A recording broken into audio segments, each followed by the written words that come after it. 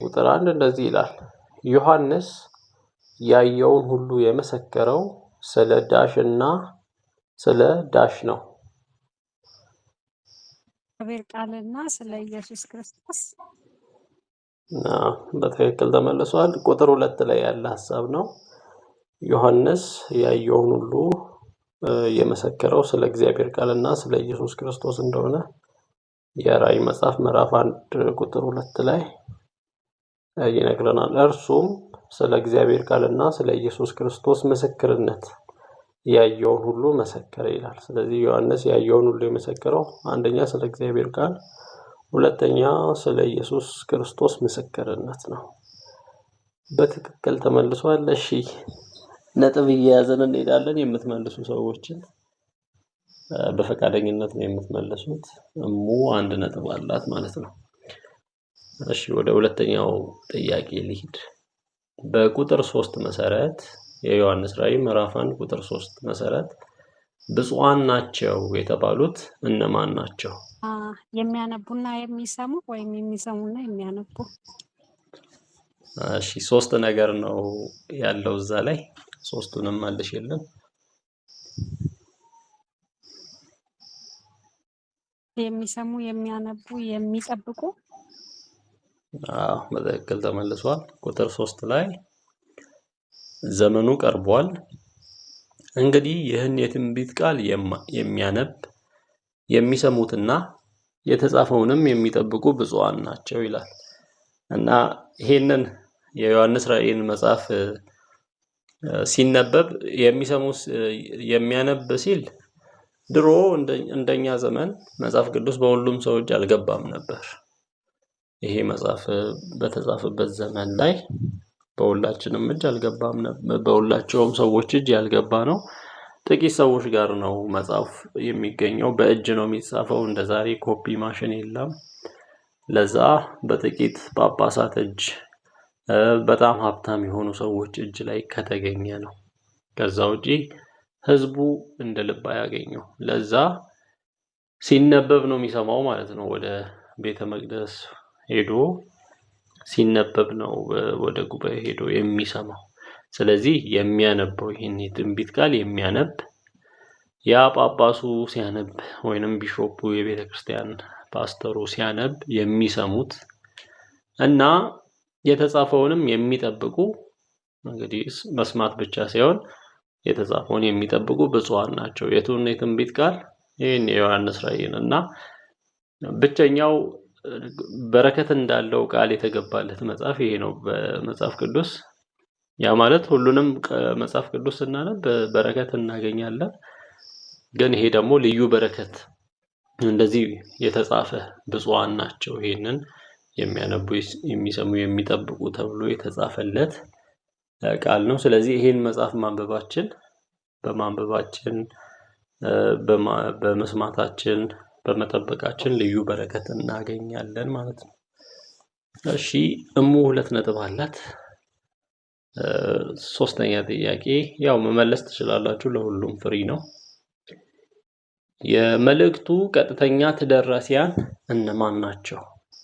የዮሐንስ ራእይ መልእክት ቀጥተኛ ተደራሲያን እነማን ናቸው? አቢ እኛ እዚህ እንትን ስላለን መመለስ ይቻላል? ይቻላል። ለሁሉም ፍሪ መድረክ ነው። ይሄ ነፃ መድረክ ነው። እሺ በእስያ ላሉ 7ቱ ቤተ ክርስቲያን። እሺ በትክክል ተመልሷል። ሶስተኛ የመልእክቱ ቀጥተኛ ተደራሲያን በቁጥር 4 መሰረት ይነግረናል።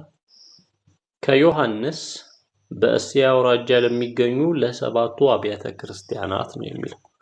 ስለዚህ 7ቱ አብያተ ክርስቲያናት ናቸው ይሄ ደብዳቤ የተጻፈላቸው፣ በቀጥታ የተጻፈላቸው። በተለይ ቁጥር 2 እና 3 ላይ የእያንዳንዱ ስም እየተጠራ እንደዚህ ሆነሃል፣ እንደዚህ ነህ፣ እንደዚህ አስተካክል፣ በዚህ አሪፍ ነህ እየተባለ የ7ቱም አብያተ ክርስቲያናት ይጠራሉ። በትክክል ተመልሷል። ጌዲና የመለስከው? እሺ አንድ ነጥብ አለው ጌዲ። አራተኛ ጥያቄ ሰባቱ አብያተ ክርስቲያናት በየት አውራጃ ይገኛሉ? በየት? እስያ በእስያ አውራጃ ይገኛሉ። በትክክል ተመልሷል። አኬ አንድ ነጥብ አለ። አምስተኛ ዮሐንስ ከሥላሴ አካላት ጸጋና ሰላምን ለአብያተ ክርስቲያናቱ ይመኝላቸዋል። አብን ምን ብሎ ነው የገለጸው? በሰላምታው ከሥላሴ አካላት ሰላምታ ሲያቀርብላቸው ነበር ለአብያተ ክርስቲያናቱ። አብን ምን ብሎ ነው የገለጸው? በዙፋኑ ላይ ስለነበረው ከተቀመጠ ከሚመጣ እሺ ሁለት ሰው ገብቷል። እሙ ሁለት ስለመለሽ አኬ ይመልስ እስኪ። አኬ መለስ። ካለውና ከነበረው አለቀ ማለት ሁሉንም ነው። ካለውና ከነበረው ከሚመጣውም በዙፋኑ ፊት ካሉት ከሰባቱ መናፍስት ጥያቄው ከታመኑም ጥያቄው አብን ምን ብሎ ነው የገለጸው የሚል ነው።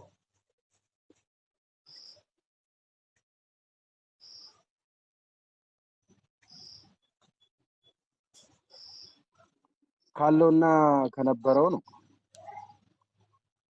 አለቀ እዛ ላይ ነው የሚቆመው። የአብ የሚመጣውም ይላል ግን የሚመጣውም ይላል። እሺ እርግጠኛውን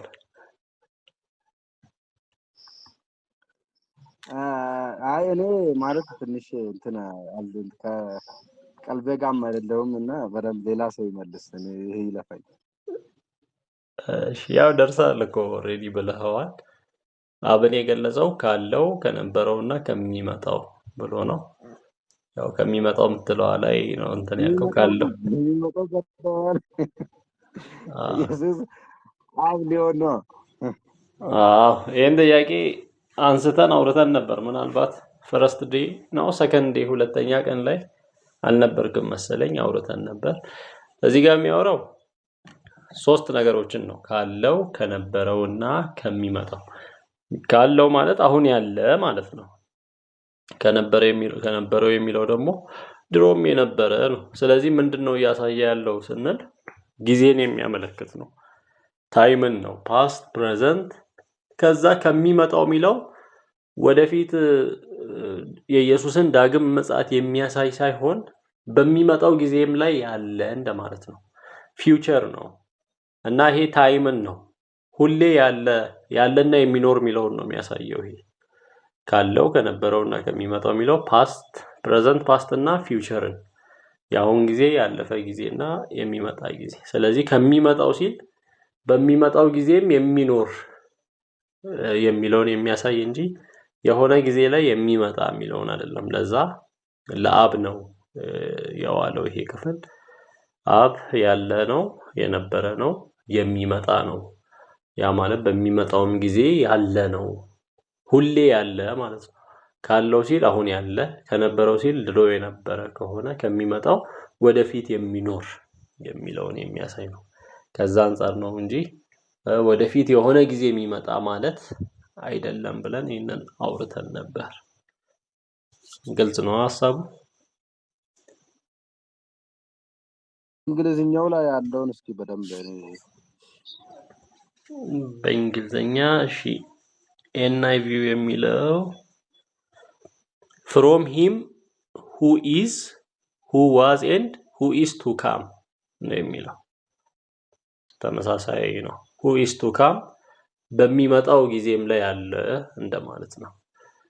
ኦሬዲ ተንስ እንደሆነ ማየት እንችላለና who is አሁን ያለ who was ድሮ የነበረ ከሆነ who is to come የሚለው ወደፊት የሚኖር የሚለውን ነው የሚያሳየው። የመጀመሪያዎቹ ሁለቶቹ ጊዜን ነው የሚያሳዩት። ስለዚህ ሶስተኛውም ጊዜን ነው የሚያሳየው እንጂ የሆነ በጊዜ ሂደት ውስጥ የሆነ ጊዜ ላይ የሚመጣ የሚለውን አይደለም የሚያሳየው። ግልጽ ነው። እሺ ክሊር። እሺ ሌላው ጥያቄው ቁጥር ስለዚህ ግማሽ እንሰጣለን። አንተ አንዷ ላይ ስለተጠራጠርክ 0.5 እንሰጣለን። ሌላው ሰላምታው ላይ መንፈስ ቅዱስን ምን ብሎ ገለጸ? የአብን አይተናል። መንፈስ ቅዱስን ምን ብሎ ነው የገለጸው? እሙ መመለስ ትችያለሽ። ታማኝ ምስክር ታማኝ ምስክር በትክክል አልተመለሰም። ሌላ ሰው ፊት ካሉት ከሰባቱ መናፍስት በትክክል ተመልሷል። መንፈስ ቅዱስን በዙፋኑም ፊት ካሉት ከሰባቱ መናፍስት ብሎ ነው የገለጸው። እዚህ ፖይንት ላይም እንደ መንፈስ ቅዱስ 7 ነው የሚል ጥያቄ ይነሳል። እሺ እሱ በኋላ ጥያቄ ላይ ያለ ስለሆነ በኋላ እናብራራለን። እሺ አኬ 1 ነጥብ አለ። ኢየሱስን በሰላምታው እንዴት ገለጸው? ወይንም ኢየሱስን ምን ብሎ ነው የገለጸው? በነገራችን ላይ መጽሐፍ ቅዱስ መክፈት አይቻልም። የከፈታችሁ ሰዎች ዝጉ።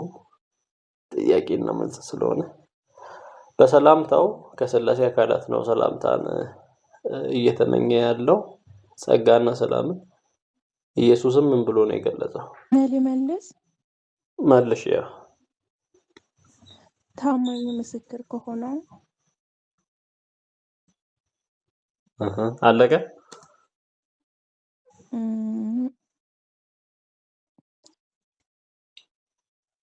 ታማኝ ምስክር ከሆነው ቀጥሎ ያለው ጠፋብኝ። እሺ 3 ነገር ስላለ 1/3 እንሰጥሻለን። 0.3 ሙሉን የሚል አለ። እሺ መንፈስ ቅዱስን ምን ብሎ ገለጸ? ይቅርታ ኢየሱስን ምን ብሎ ገለጸ በሚለው እንዲሁም ታማኝ ምስክር ከሙታን በኩርና የምድር ነገስታት ገዢ ከሆነው ከኢየሱስ ክርስቶስም ጸጋና ሰላም ለእናንተ ይሁን። እዚህ ጋር 3 አካላት እንዳሉ የምታውቁት ካለው ከነበረውና ከሚመጣው ይልና በዙፋኑ ፊት ካሉት ከሰባቱ መናፍስት ይልና እንዲሁም ታማኝ ምስክር ከሙታን በኩርና የምድር ነገስታት ገዢ ከሆነው ከኢየሱስ ክርስቶስም ይላል። ከኢየሱስ ክርስቶስም ከፊት ሌሎች አካላት አሉ ማለት ነው።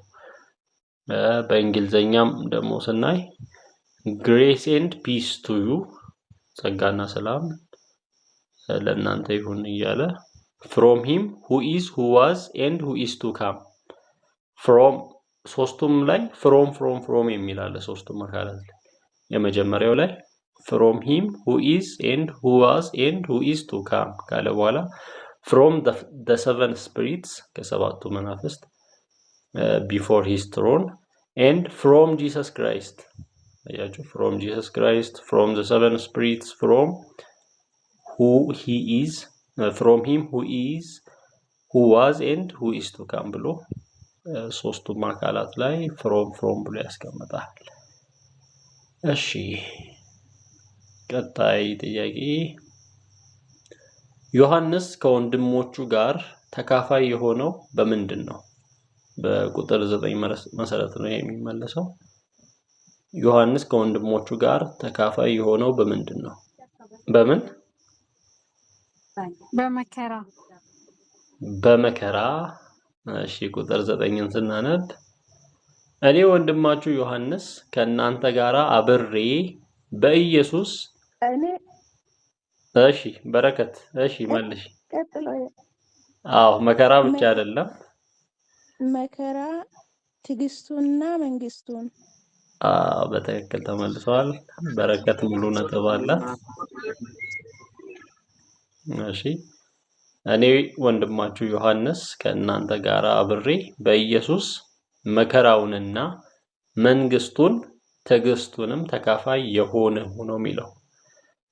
ስለዚህ 3 ነገሮች ዮሐንስ እንግዲህ ለአብያተ ክርስቲያናቱ ነው ደብዳቤ ጻፈው።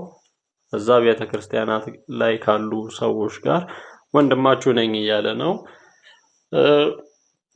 መከራ እንግዲህ ስደት አለ ብለናል በጊዜው። ይሄ ጽሑፍ በተጻፈበት ጊዜ ከሮም መንግስት ቤተክርስቲያናት ከፍተኛ ስደት ይደርስባቸው ነበር፣ ይገደሉ ነበር፣ ይሰደዱ ነበር። ዮሐንስም ያው ያንን መከራ ተካፍሎ ነው እዛ ፍጥሞ ደሴት ላይ ነው ያለው። በዘይት ተቀቅሎ አልሞት ሲል እዛ ፍጥሞ ደሴት ላይ ወስዶ እንደጣለው ንጉሱ ዶሚሽን እዛ እንደጣለው አውርተናል። መንግስቱን ይሄን የእግዚአብሔር መንግስት አብሮ ተካፋይ ነው። ትዕግስቱንም ይሄ መጽናት በመከራ ውስጥ መጽናት መታገስን ተካፋይ ነው ዮሐንስ። እሺ በረከት 1.3 1.3 ነጥብ አለሽ። ሌላው 9ኛ ጥያቄ ዮሐንስ ስለምንድን ነው ደሴቷ ላይ የነበረው? ስለ እግዚአብሔር ቃልና ስለ ኢየሱስ ክርስቶስ ምስክርነት። እሺ በትክክል ተመልሷል። ተካፋይ የሆኑ ካለ በኋላ ስለ እግዚአብሔር ቃልና ስለ ኢየሱስ ምስክርነት ፍጥሞ በምትባል ደሴት ነበረው ይላል። ቅድም ከላይ ካለው ጋር ይመሳሰላል። ከላይ ቁጥር 2 ላይ ስንጀምር ዮሐንስ ያየውን የጻፈው ስለምንድን ነው? ስለ ዳሽና ስለ ዳሽ ነው ስንል አንደኛ ስለ እግዚአብሔር ቃል፣ ሁለተኛ ስለ ኢየሱስ ምስክርነት ነው ደሴቷ ላይ የነበረው። እሺ ቀጣይ ጥያቄ ከበረከት ውጪ ነው የሚመልሰው። በረከታውን ስለመለሰች ዮሐንስ ራእዩን ሲቀበል ምን በምትባል ደሴት ላይ ነበር? ቀላል ጥያቄ ነው። ፍጥሞ አኬ ቀድሟል። የአኬ ነጥብ ወደ 3.5 ሆኗል ማለት ነው። ፍጥሞ በምትባል ደሴት ላይ ነበር። 11ኛ አሁን አኬ መመለስ አይችልም ስለመለሰ ዮሐንስ ራእዩን ሲቀበል 11ኛ ዮሐንስ የምን ድምጽ የሚመስል ነው ከበስተኋላው የሰማው?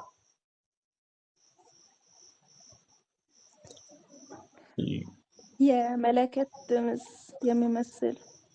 በትክክል ተመልሷል በረከት። ቁጥር 10 ላይ በጌታ ቀን በመንፈስ ነበሩ ካለው በኋላ የመለከትን ድምጽ የሚመስል ታላቅ ድምጽ ከበስተኋላዬ ሰማው ይላል። እሺ በረከት አንድ ተጨማሪ ነጥብ አላት። ቁጥር 12 አሁን በረከት መመለስ አችልም። ዮሐንስ የምታየውን በጥቅልል መጽሐፍ ጽፈ ላክ የተባለው ለየትኞቹ አብያተ ክርስቲያናት ነው? ስማቸውን ጥራ። 7ቱ አብያተ ክርስቲያናት የተባሉትን ስማቸውን ጥራ ወይንም ጥሪ ነው የሚለው። መጥራት ኤፌሶን፣ ጴርጋሞን፣ ፊላደልፊያ።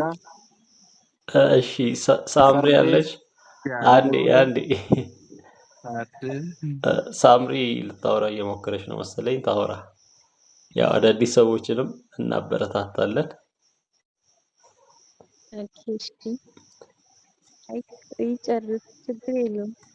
እሺ አውሪ፣ ችግር የለውም እነሱ እያወሩ ስለሆነ። ኤፌሶን፣ ፊላደልፊያ፣ ሰርዴስ፣ ሎዶቅያ፣ ጴርጋሞን በስቴት አይደለም። እሺ ታሪው ችግር የለውም። ኤፌሶን 1 ሰርመኒ የት 2 ሰርዴስ 3 ፊላደልፊያ 4 ሎዶቅያ 5 ጴርጋሞን 6 ለሙሉ ነጥብ 7ቱም መመለስ አለበት።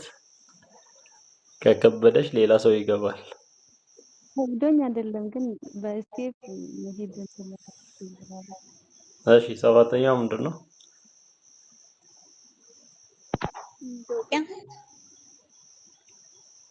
እሺ ተብሏል። ሎዶቅያ ኦሬዲ ኤፌሶን ብያለሁ አይደል? ኤፌሶን፣ ፊላደልፊያ፣ ሎዶቅያ፣ 3 ሰርመኔስ፣ 4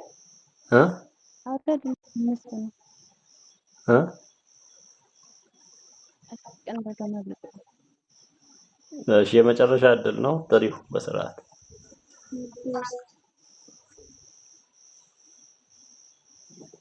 ሰማል አይደል ድምጼ? አዎ ኦኬ። እሺ ኤፌሶን 1 ፐርመኒስ 2 ጴርጋሞን 3 ሰርዴስ 4 ፊላደልፊያ 5 በቲያጥሮን 6 ሎዶቅያ 7 በትክክል ተመልሷል። ለሰባቱ አብያተ ክርስቲያናት ነው። ሳምሪ 1 ነጥብ አላት። እሺ 13ኛ ለወደድንና ዳሽ ክብርና ኃይል ከዘላለም እስከ ዘላለም ይሁን አሜን ይላል። ለወደድን ላጠበን እሺ ሙሉውን ነው የምትመልሰው። ረዘም የሚል ሐሳብ አለው። ለወደድንና ካለ በኋላ ዳሽ አንድ አይደለም በደሙ ላጠበን ለአባቱ መንግስትና ካህናት ላደረገን። እሺ አኬ መለስ በስርዓት ለአኬ ሰጥቼዋለሁ። አኬ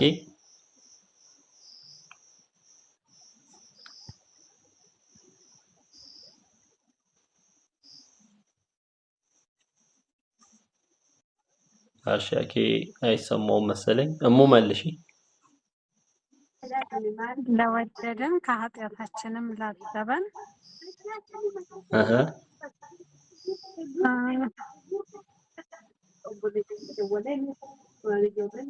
ከዘላለም እስከ ዘላለም። እሺ ዘለሻል። ሌላ ሰው ለወደደን እሺ ሳምሪ ኃጢአታችን ላጠበን መንግስቱ አባቱና ለአምላኩ ካህናት እንዲሆን ያደረገን። በትክክል ተመልሷል። እኔ ጋር ያለው በአዲሱ መደበኛ ትርጉም ስለሆነ ላንብብላችሁ። ለወደደንና ከኃጢአታችንም በደሙ ነፃ ላወጣን። ያኛው ላጠበን የሚለውን እዚህ በደሙ ነፃ ላወጣን አምላኩንና አባቱን እንድናገለግልም መንግስትና ካህናት ላደረገን ለእርሱ ከዘላለም እስከ ዘላለም ክብር ይሁን ይላል። አሜን። ክብርና ኃይል። እሺ ሳምሪ 2 ነጥብ አለሽ። 14ኛ የሰባቱ መቅረዞችና የሰባቱ ከዋክብት ሚስጥር ምንድነው? እሺ ሳምሪ መመለሳችሁም አሁን ስለመለሽ ሌሎች ሰባቱ መቅረዞች 7 አብያተ ክርስቲያን ሲሆን ሰባቱ ከዋክብት የሰባቱ አብያተ ክርስቲያን መላእክቶች ወይም መጋቢዎች ናቸው። በትክክል ተመልሷል። በረከት ጥሩ አድርጋ መልሳለች። በረከት እየመራች ነው። 4.3 አላት። እሺ 15ኛ ቁጥር 4 ላይ ካለው ከነበረውና ከሚመጣው የተባለው አብ ነው ካልን ዳግመኛ ተመልሶ የሚመጣው አብ ነው እያልን ነው። ይሄንን ኦሬዲ አብራርቼዋለሁ ከላይ። ከሚመጣው ሲል ጊዜን የሚያሳይ ነው። ካለው ከነበረው የሚለው ጊዜን ስለሚያሳይ ከሚመጣው ወደፊት የሚኖር መሆኑን የሚያሳይ ነው ብዬዋለሁ። 16ኛ ሰባቱ መናፍስት ሲል መንፈስ ቅዱስ 7 ነው እያለ ነው ወይስ ሌላ ትርጉም አለው? አይደለም። በኢሳይያስ መጽሐፍ ላይ በብሉይ ኪዳን ላይ የተገለጸ የጥበብ የሁሉ አዋቂነት በጣም በኢሳይያስ ምዕራፍ 11 ላይ ነው የተገለጸው። እሱ ነው መንፈስ ቅዱስ የአምላክነት ስለ ዘላለማዊ አምላክነት ለመግለጽ ነው። ሁሉ አዋቂ መሆን 7 ደግሞ ፍጹም ቁጥር ነው። ፍጹም ቁጥር ለማመላከት ነው። 7 ሙሉ ቁጥር ነው። እሺ ሰባቱ መናፍስት ሲል ያው ፍጹምነትን የሚያሳይ ነው። አንደኛ የመንፈስ ቅዱስ ስራ ፍጹም መሆኑን የሚያሳይ ነው። የመንፈስ ቅዱስ ፍጹምናውን እንዲሁም ከኢሳይያስ 11 ላይ ከተጠቀሰው ጋር አብሮ ይሄዳል የሚሉም አሉ። የመንፈስ ቅዱስ 7ቱ ስራዎች ኢሳይያስ ምዕራፍ 11:2 ላይ ይመስለኛል። ሄደን እናንብበው እስኪ። ኢሳይያስ ምዕራፍ 11:2 የእግዚአብሔር መንፈስ፣ የጥበብና የማስተዋል መንፈስ፣ የምክርና የኃይል መንፈስ፣ የእውቀትና እግዚአብሔርን የመፍራት መንፈስ ያርፍበታል ይላል። ይህ በኢየሱስ ላይ ከእሴይ ግንድ ቁጥቋጥ ይወጣል ከስሮቹም አንዱ ቅርንጫፍ ፍሬ ያፈራል ካለ በኋላ ነው። የእግዚአብሔር መንፈስ 1፣ የጥበብና የማስተዋል መንፈስ 2፣ 3፣ የጥበብ መንፈስ የማስተዋል መንፈስ 3፣ የምክር መንፈስ 4፣ የኃይል መንፈስ 5፣ የእውቀት መንፈስ 6፣ እግዚአብሔርን የመፍራት መንፈስ 7። ከዚህ ጋር አብሮ የሚሄድ ነው የሚሉም አሉ። የመንፈስ ቅዱስን ስራ የሚያሳይ ነው ከሰባቱ መናፍስት የሚለው እንጂ 7 መንፈስ ቅዱስ ወይንም 7 መናፍስት አለ በቁጥር እያለን አይደለም። ኢየሱስ ታማኝ ምስክር ተብሏል። ምን ማለት ነው? ነጥብ ይያዝልኝ። አዎ እያስኩ ነው። 4.5 አለ። እሺ ሌላ ካኬ ውጪ ኢየሱስ ታማኝ ምስክር ተብሏል። ምን ማለት ነው? እሺ በረከት የማይዋሽ እውነተኛ። እሺ በረከት እንደዛ ብላለች። የተሻለ መልስ ካለ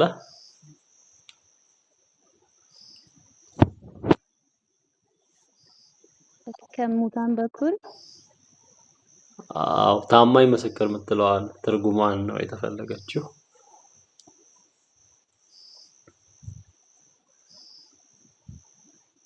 ስለ እግዚአብሔር ቃል። እሺ ያኪ አሁን ስለመለስክ ሌሎቹ ሞክሩና ካጡ ትመልሳለህ።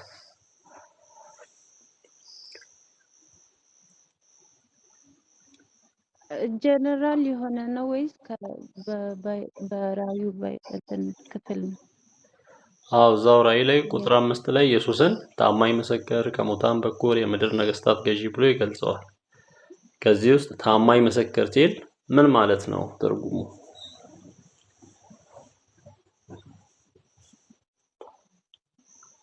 እሺ ከሌላ አኬ ማውራት ትችላለህ።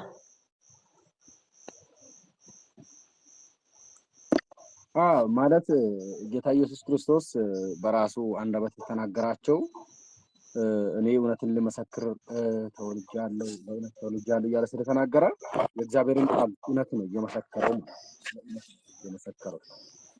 ስለዚህ የእግዚአብሔር ቃል እውነት መሆኑን መሰከረ ማለት ነው። እሺ ሌላም ይጨምራል? ከሌለ ታማኝ ምስክር ሲባል ኢየሱስ ክርስቶስ ልንተማመንበት የምንችለው ምስክር ነው ማለት ነው። ምክንያቱም ኢየሱስ ክርስቶስ ምድር ላይ ሲኖር በህይወቱ፣ በንግግሩ፣ በሁሉም ነገር አንደኛ ያለው ሁሉ ሆኗል፣ ወደፊትም የሚሆን አለ። የተናገረው የሆነም የተፈጸመም ነገር አለ። ስህተት የለበትም፣ ኃጢአት የለበትም፣ ኃጢአት አልሰራም። ያወራው ንግግር ተአማኒ ነው። ለምሳሌ ተመልሼ እመጣለሁ ብሏል፣ ይመጣል።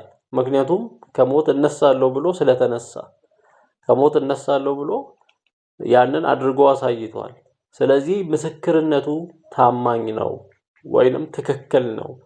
ትረስት ልናደርገው ልናምነው የምንችለው ምስክር ነው ኢየሱስ ክርስቶስ። ስለዚህ ያላቸው ነገሮች ሁሉ ትክክል ነው ማለት ነው። ኢየሱስ ክርስቶስ እኔ መንገድ ነኝ ካለ እንተማመንበታለን። በእኔ በቀር ወደ አብ የሚመጣ የለም ካለ ኦኬ፣ እኔ ዘላለም ህይወት ነኝ ካለ ልክ ነው። ለምን? በምድር ላይ በኖረው በህይወቱ በኑሮው በአገልግሎቱ ያደረጋቸው ነገሮች ሁሉ ታማኝ መሆኑን ይመሰክራሉ ነው። ከዛ አንፃር ነው። እሺ ለአኬ ስንት ነጥብ እንስጠው? 0.5። አይ ግን በብሉይ ኪዳን ምክንያቱም አብም መስክሮታል ታማኝ ምስክር ብሎ ለባሪያው ኢሳያስ ላይ ሲናገር ባሪያዬን ልካለው እያለ ሲናገር ያው ይሄ እውነት ነው ማለት ነው። ነው። ከዛም በላይ ደግሞ በኑሮም በምድር አገልግሎቱም ታማኝ ምስክርነቱ የተረጋገጠ ነው በሚለው እንይዛለን። 5 እንስጥህና 5 አኬ በ5 ነጥብ እየመራ ነው። እሺ ኢየሱስ ከሙታን በኩር ሲባል ምን ማለት ነው?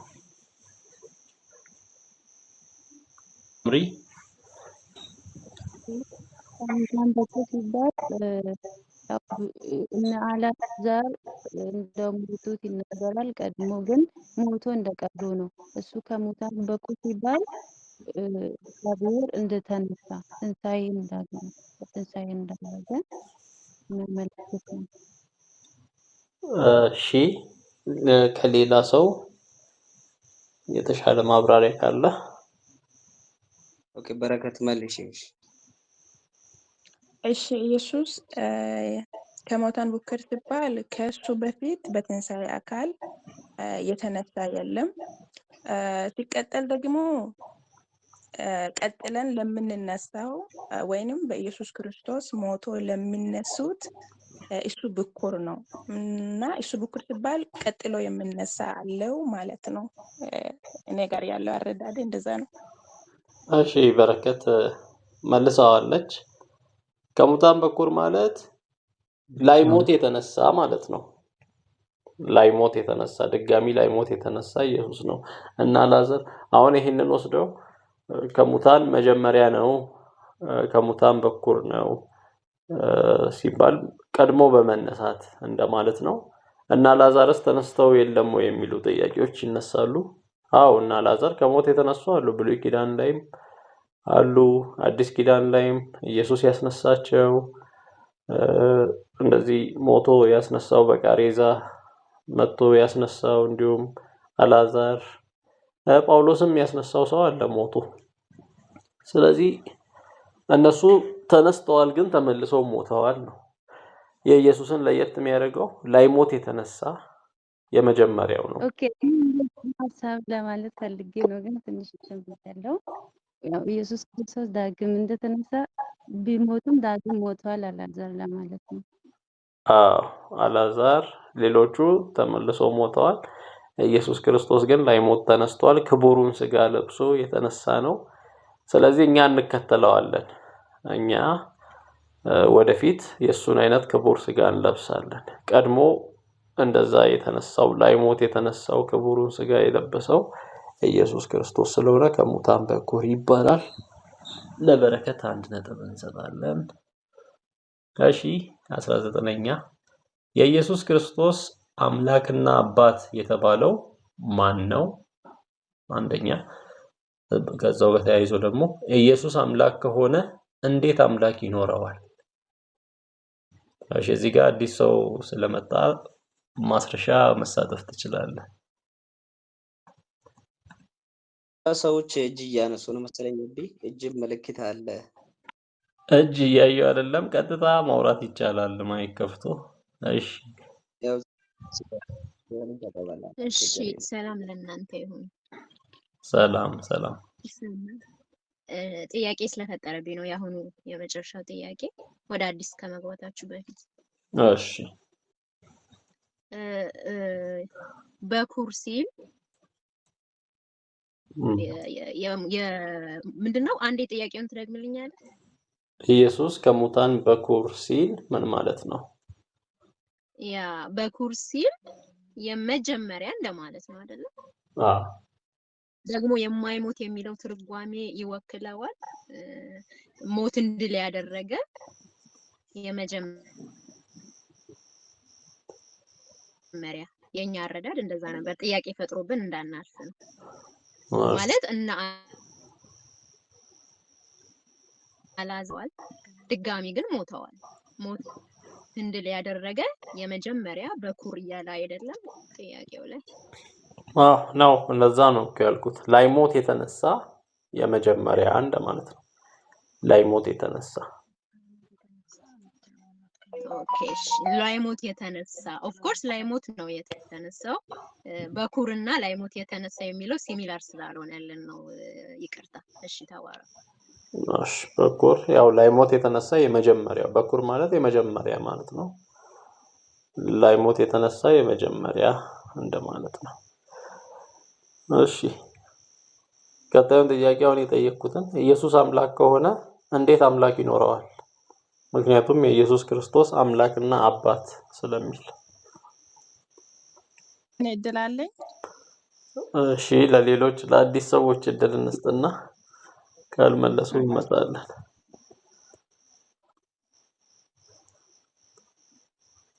ጽዮን እጅሽን አንስተሽ ነበር። እሺ ጽዮን ጸጋ አሁን ይብዛላቸው። አንስቼ ነበር። አዎ የኢየሱስ አምላክና አባት የተባለው ኢየሱስ ክርስቶስ ፍጹም አምላክ ፍጹም ሰው ስለሆነ በሰውነቱ አምላኬ ብሎ የሚጠራው አባቱን እግዚአብሔር ስለሆነ አምላክ አለው። ፍጹም አምላክ ስለሆነ ደግሞ ኢየሱስ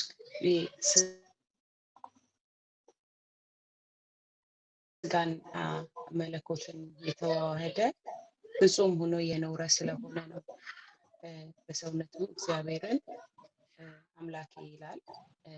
ደግሞም አባቱ ነው። በስጋ ከመምጣቱ በፊት እግዚአብሔር አብ በግዕዝኛ አብ ማለት አባት ማለት ስለሆነ በዘላለም ውስጥም እግዚአብሔር አብ አባት ሆኖ እግዚአብሔር ወልድ ደግሞ ልጅ ሆኖ በዛ በስራቸው የሚኖሩ በዘላለም እንደዛው የሆኑ ኢየሱስ በስጋ ከመምጣቱ በፊትም እንደዛ ያሉ መሆናቸውን የምናውቅበት ነው። ጸጋ ይብዛላችሁ። አላውቅም በትክክል ከገለጥኩት ግን በትክክል ተመልሷል። ጽዮን ትክክል በሆነ መንገድ ገልጸሽዋል። አዎ ይሄንን ጥያቄ ሙስሊሞች ያነሳሉ፣ ጀሆቫዎችም ያነሳሉ። ኢየሱስ ፍጡር ነው ብለው የሚያምኑ ሃይማኖቶች ያነሳሉ። አምላክ ነው ካላችሁት ኢየሱስን ይሄው የኢየሱስ ክርስቶስ አምላክና አባት ይባረክ እየተባለ ነው። ስለዚህ ኢየሱስ ክርስቶስ አምላክ አለውና አምላክ መሆን አይችልም፣ ለአምላክ አምላክ ይኖረዋል እንዴ ብለው ይጠይቃሉ። እና ይሄ የኢየሱስ ክርስቶስን ማንነት በመረዳት የሚመለስ ጥያቄ ነው። ኢየሱስ ማን ነው? ፍጹም አምላክ ፍጹም ሰው ነው ማለት ምሉ አምላክ ምሉ ሰው፣ ፉሊ ሂውማን ፉሊ ጋድ ነው። ስለዚህ ፉሊ ሂውማን ነው፣ ሙሉ ሰው ነው። እንደኛ ሙሉ ሰው ነው ስንል እኛ ሁላችንም አማኞች ነን፣ አምላክ አለን። ኢየሱስ ሰው ሲሆን አምላክ የለሽ ሰው አይደለም የሚሆነው፣ አምላክ ያለው ሰው ነው የሆነው። ስለዚህ አምላኩ ማን ነው ሲባል አብ ነው፣ አባቱ ማለት ነው። ስለዚህ አምላክ የተባለው አብ ነው። ሰው በመሆኑ አብ አምላኩ ነው ለኢየሱስ ክርስቶስ። እንዲሁም ደግሞ መለኮት እንደመሆኑ ደግሞ በሥላሴ አካላት ውስጥ አብ አለ፣ ወልድ አለ፣ መንፈስ ቅዱስ ሶስቱም ፍጹም አምላክ ናቸው፣ ወይንም የአምላክነት ባህሪ አላቸው። የአንዱ የአምላክነት ባህሪ ያላቸው ሶስት አካላት አሉ ነው። ስለዚህ በዛ አብ ወይንም አባት አለ፣ ልጅ አለ። ከፍጥረት በፊትም ከመወለዱ በፊትም የነበረ ነው። ኢየሱስ ሳይወለድ በፊት ዓለማትን በፈጠረበት በልጁ ስለሚል እግዚአብሔር ዓለማትን በልጁ እንደፈጠረ፣ ስለዚህ ልጁ ዓለማት ሳይፈጠሩ በፊትም የነበረ እንደሆነ መረዳት እንችላለን። ስለዚህ አብ የኢየሱስ አምላክ የተባለው አብ ሰው በመሆኑ ማለት ኢየሱስ ሰው በመሆኑ አብ አምላኩ ነው የሚል ምላሽ ነው ያለው። ለጽዮን 1 ነጥብ እንሰጣለን። እሺ 20ኛ እነሆ በደመና ይመጣል የሚለው የትኛውን አመጣጥ የሚያሳይ ነው? እኔ ልመልሰው። እሺ መልሺ። ስለ ዳግመኛ መምጣት ነው። ዳግም ምጽአት ወይ ሰከንድ ካሚንግ ነው የሚመለከተው፣ ወይንም እሱን ነው የሚገለጸው። እሺ ሌላ አመጣጥ ካለም እያነጻጸርሽ አስረጂን። ዳግመኛ ከመምጣቱ በፊት ቤተክርስቲያን ስለምትነጠቅ ቤተክርስቲያን ከተነጠቀች በኋላ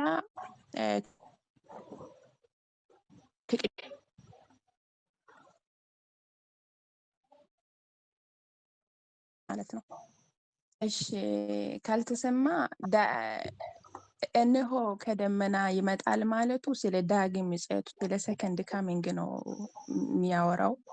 እና ከሰከንድ ካሚንግ በፊቱ ቤተክርስቲያን ትነጠቃለች እና ያው እና ሌላ አመጣጥ ካለ ከተባለ ያለው ሌላ ከሰከንድ ካሚንጉ ሌላ ያለው የቤተክርስቲያን ንጥቀት ነው። ጌታ ኢየሱስ እስከ ምድር ባይመጣም እስከ ደመና ይመጣል እና ደግሞ ሰከንድ ካሚንጉ በራእይ ምዕራፍ 19 በተጻፈው መሰረት ከደመናም ከቅዱሳንም ጋር ይመጣል። እኔ ጋር ያለው አረዳድ እንደዛ ነው። እሺ አንድ እንትን ሪዝን አስቀምጠሻል። ሁለቱ አመጣጦች ልዩነታቸውን ሌላ ሰፋ ያለ የሚያቀርባለ ጥሩ መልሰሻል። አንድ እንትን አስቀምጠሻል። ሌላ ሰፋ ያለ ልዩነቶቹን የቤተ ክርስቲያን ንጥቀትንና ከቅዱሳኑ ጋር ድጋሚ የሚመጣውን በደመና የሚመጣውን ልዩነቱን የበለጠ የሚያስረዳናል። እነሆ እንደ ሌባ እመጣለሁ የሚለው ነው። እንደ ሌባ እመጣለሁ ሰዓታቱና ጊዜያት መቼ እንደሆነ ያው አይታወቅምና እንደ ሌባ እመጣለሁ የተባለው ነው። ሌላ አመጣጥ እንደዛ ከሆነ እሱ ነው ብዬ እንትን እላለሁ። እሺ ሌላ አለ? እሺ ሌላ ጸጋና ሰላም። እሺ የተወደዳችሁ ሰላም ሰላም ብያችኋለሁ። ሰላማችሁ ብዙ ይሁን። ክብር ለእግዚአብሔር ይሁን። የሁለቱንም አመጣጥ እንድንለይ ነው ወይስ? እሷም ልዩነቶችን እያወራሽ ነበር። ልዩነቶችን በስፋት ገለጪ።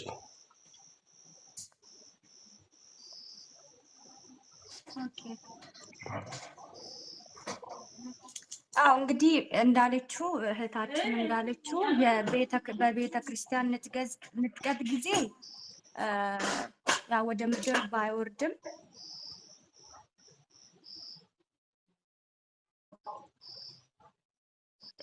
በኋላ እንግዲህ በቅስፈት በመለወጥ በአየር እንደምንነጠቅ ነው መጽሐፍ ቅዱስ የሚነግረን። የዛኔ ግን ቤተ ክርስቲያንን ለመውሰድ የሚመጣበት አመጣጥ ግልጽ አይደለም፣ ስውር ምጽአት ነው። ይሄ ማለት በዓለም ላሉት ላልዳኑት ምናምን የሚታይ ምናምን ሳይሆን ስውር ምጽአት ነው። በአየር ላይ ድምፁ እየረበሻችሁ ነው፣ ይቅርታ። እንግዲህ ችግር የለውም። እሷም ስልክ ነው፣ ልሳን ሌላ ልሳን ነው። ክርስቲያን ንጥቀቱ ስውር ምጽአት ነው የሚሆነው። ዓለም ሁሉ ህዝብ ሁሉ የሚያይ ሳይሆን የኢየሱስን አመጣጥ ብቻ አማኞች በቅስፈት ማለት በመነጠቅ በቅስፈት ተለውጠው እንትን የምንልበት ነው። እሱ ስውር ምጽአት ነው። ቅድም እህቴም ብላለች፣ እሱ ወደ ምድር ኢየሱስ ሳይወርድ ግን ያው እንትን የሚደረገው ነው። ይሄ ደግሞ ወደ ከደመናት ጋር አይኑን የወጉት ሁሉ ያዩታል ይላል አይደል መጽሐፍ ቅዱስ። የዛኔ ዓለም ሁሉ እያየ ወደ ምድር የሚመጣበት ነው ማለት ነው። ልዩነቱ እንግዲህ ስውርና ግልጽ የሚለው ነው። ለአማኞች ለቤተክርስቲያን ብቻ እንትን የሚል ነው ንጥቀቱ። በንጥቀት ጊዜ የሚመጣው አመጣጥ ግን ያ ደግሞ ግልጽ ነው ማለት ነው። መጨረሻ ላይ ወደ ምድር የሚመጣው ሁለተኛውና ጸጋ ይብዛላችሁ። ባክግራውንዴ ላይ ያለው ድምጽ እየረበሸ። እሺ ብርቱካንም በረከትም ጥሩ አብራርተውታል። ሁለት አይነት አመጣጥ አለ። ኢየሱስ ክርስቶስ አሁን በማንኛውም ሰዓት ከዚህ ሰከንድ ጀምሮ በማንኛውም ሰዓት ሊመጣ ይችላል። ግን ይሄ የመጀመሪያው አመጣጡ አማኞችን ብቻ ነው የሚወስደው። እስከ አየር ነው፣ እስከ ደመና ነው የሚመጣው። ይሄ በተለይ አንደኛ ተሰሎንቄ ላይ ያለው ሐሳብ ነው። እስከ አየር ይመጣል፣ እኛ እንነጠቃለን። በህይወት ያለን በህይወት የምንቆይ በቅጽበት አይን እንለወጣለን። ይሄ ስጋችን ይለወጣል፣ ክቡሩን ስጋ እንለብሳለን። አምነው የሞቱ ሰዎችም ደግሞ ይነሳሉ። እኛም እነሱን አንቀድምም፣ አብረን በአየር በደመና እርሱን ለመቀበል ኢየሱስ ክርስቶስ በዚህኛው የሚመጣው እስከ አየር ድረስ ነው። እንሄዳለን፣ እርሱን እንቀበለዋለን። ይሄ ሲሆን ያላመኑ ሰዎች አያውቁም። ያላመኑ ሰዎች ህይወታቸውን ምድር ላይ ይቀጥላሉ እና መጽሐፍ ቅዱስ ላይ ሁለት ሰዎች ከተኙበት አንዷ ትወሰዳለች፣ ሁለት ሴቶች እየፈጩ ካሉበት አንዷ ትነጠቃለች፣ አንዷ ትቀራለች። ሁለት ሰዎች እንደዚህ ባሉበት አንዱ ይወሰዳል አንዱ ይቀራል ምናምን ያለበት ማለት ነው። አማኝ የሆነው ይወሰዳል፣ ሌላው ላይፉን ይቀጥላል በምድር ላይ። ከዛ በምድር ላይ ለ7 ዓመት መከራ ይሆናል ማለት ነው። የ7 ዓመት መከራ ያው ራእይ ላይ የዮሐንስ ራእይ ላይ በቀጣዮቹ ምዕራፎች ላይ የምናየው ነው። ይሄንን በ7 ዓመት መከራ ታላቅ መከራ ይሆናል። ቤተክርስቲያን ተነጥቃለች የለችም በአየር ላይ እኛ የየስራችንን ዋጋ ከኢየሱስ ተቀብለን እንግዲህ እነሆ በቶሎ እመጣለሁ ለእያንዳንዱ እንደ ስራው እከፍል ዘንድ ዋጋዬ በእጄ ያለ፣ ሽልማቱ በእጄ ያለ፣ ሪዋርድ ሽልማት ያለው ይሸለማል፣ ሽልማት የሌለው ያው በእርሱ ስላመነ ይድናል። እዛ ሰርግ ላይ እንሆናለን ነው የበጉ ሰርግ ላይ በአየር ላይ ከሱ ጋር ሰርግ ላይ እንሆናለን። ምድር ላይ መከራው ይቀጥላል፣ ሰይጣን ይፈታል፣ ታላቅ መከራ ይሆናል። የ7 ዓመት መከራ ሲያልቅ በዛም ወንጌል ይሰበካል። መሬት ላይ ወንጌል የሚሰብኩ አሉ። ብቻ ብዙ ታሪክ አለው። ሲያልቅ ኢየሱስ ክርስቶስ ከቅዱሳኑ ጋራ ወደ ምድር ይወርዳል። ይሄ ነው እዚህ ጋር እነሆ በደመና ይመጣል የወጉት ሳይቀሩ ዓይን ሁሉ ያየዋል የሚለው፣ የምድርም ህዝቦች ሁሉ ከእርሱ የተነሳ ዋይ ዋይ ይላሉ የሚለው ይህንን ነው። ሁለተኛ ከቅዱሳኑ ጋር አብሮ የሚመጣው ሲመጣ እግሮቹ በደብረ ዘይት ተራራ ያርፋሉ። እንትን የሚለው ማለት ነው ሲሄድ እንደነበረው እንዲሁ ተመልሶ ይመጣል። የሄደውም ከደብረ ዘይት ተራራ ነው። ተመልሶ ሲመጣም እግሮቹ የሚያርፉት የደብረ ዘይት ተራራ ላይ እንደሆነ ካልተሳሳትኩ አይ ቲንክ የሚኪያስ ይሁን እንደዛ ትንቢት ላይ የትንቢት መጽሐፍ ላይ አለ። ዘካርያስ ቴንክ ዩ ዘካርያስ መጽሐፍ ላይ ከዛ ተራራው ለሁለት ይሰነጠቃል፣ ሸለቆ ይሆናል፣ የኢዮሳፍጥ ሸለቆ የሚባለው። ከዛ አሕዛብን ሁሉ ይሰበስባቸዋል ወደዛ ሸለቆ። አሕዛብ ሁሉ ተሰብስበው ከኢየሱስ ጋር ሊዋጉ ይመጣሉ ማለት ነው። እዛ ጋር የአርማጌዶን ጦርነት የሚባለው ይካሄዳል።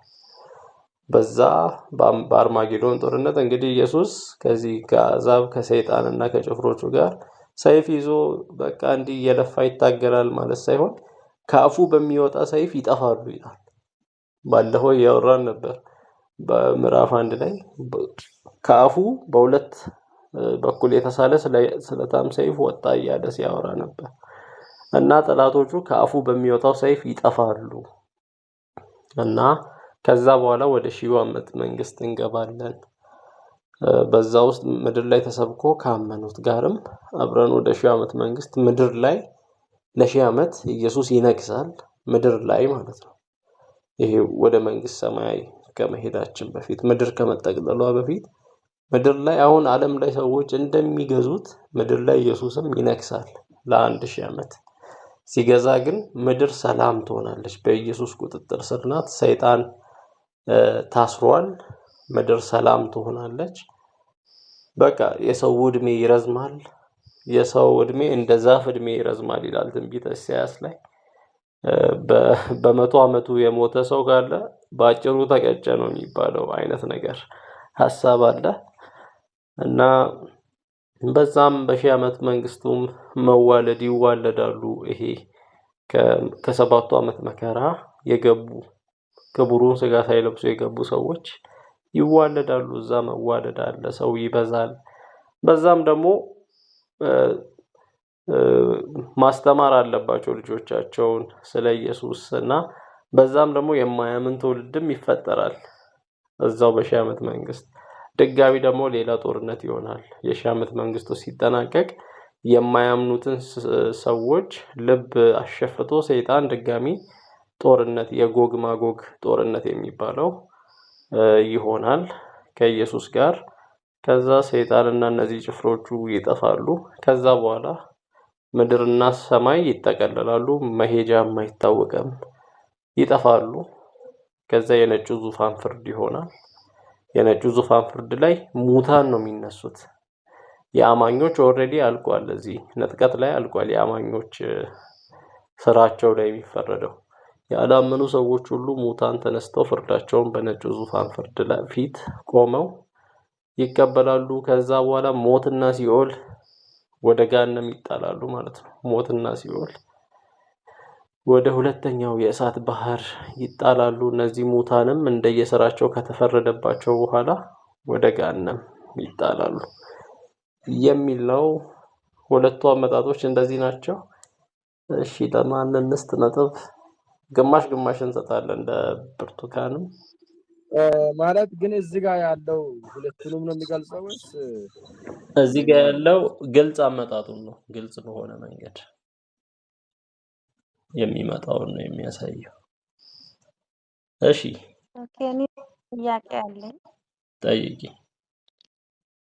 እሺ፣ መጽሐፍ ቅዱስ ላይ አማኞች ያው አሁን ዳግም ምጽአት ሲደርስ ጊዜ ያንን ፍርድ እንደሚቀበሉ መጽሐፍ ቅዱስ ይናገራል። እና ምን አይነት ፍርድ ነው የሚሰጣቸው? ማቴዎስ 5 ላይ ሮም ላይ ክርስቶስ ይናገራል እና ስለ ፍርድ አማኞች እንደሚቀበሉ ለአማኞች በክርስቶስ የፍርድ ወንበር ፊት ይቆማሉ ይላል። አማኞች የምንቆመው የፍርድ ወንበር ፊት ላይ ሽልማት እንደየስራው ሁላችንም አሁን አማኞች ነን እዚህ ጋር ያለን ሰዎች። ነገር ግን ትጋታችን ይለያያል። ለዚህ ለእግዚአብሔር መንግስት ያለን ትጋት። ስለዚህ ሁሉም እየሰራ ያለው ትጋት አለ፣ የሚለፋበት የሚሮጥበት አለ ለእግዚአብሔር መንግስት በሚል እና እንደየስራችን ይከፈለናል ማለት ሽልማት ሪዋርድ አለ። አክሊል ይለዋል። አክሊል አገኝ ዘንድ ሮጣለሁ ይላል ጳውሎስ። በሩጫ ሜዳ ላይ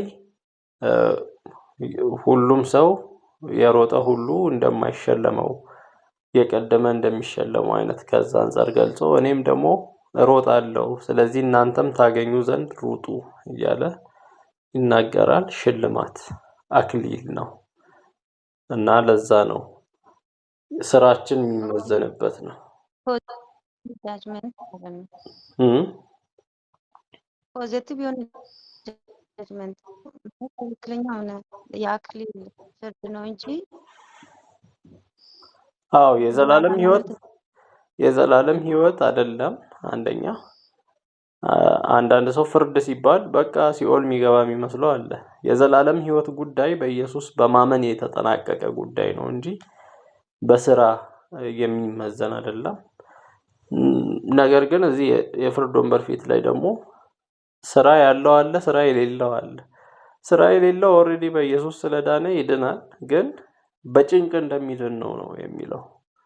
በጭንቅ ይድናል፣ በእሳት እንደሚድን ይሆናል የሚል አለ እና ሽልማት ያለው ደግሞ ተሸልሞ ይገባል ማለት ነው ወደዛ መንግስት። እንቀጥል። እሺ ጥያቄ ቁጥር 21 በመቅረዞቹ መካከል የሰው ልጅ የሚመስለው እሺ ዳሽ ዳሽ ምልበት ከስር ትነግሩኛላችሁ ቶሎ ቶሎ። እስከ እግሩ የሚደርስ ዳሽ ለብሷል። ልብስ ለብሷል። ልብስ አይደለም። ረጅም ልብስ እስከ እግሩ የሚደርስ እንትኑ ላይ ያለውን ብትሉ እስከ እግሩ የሚደርስ ዳሽ የለበሰ ነጭ ልብስ የለበሰ ልብስ የለበሰ አይደለም።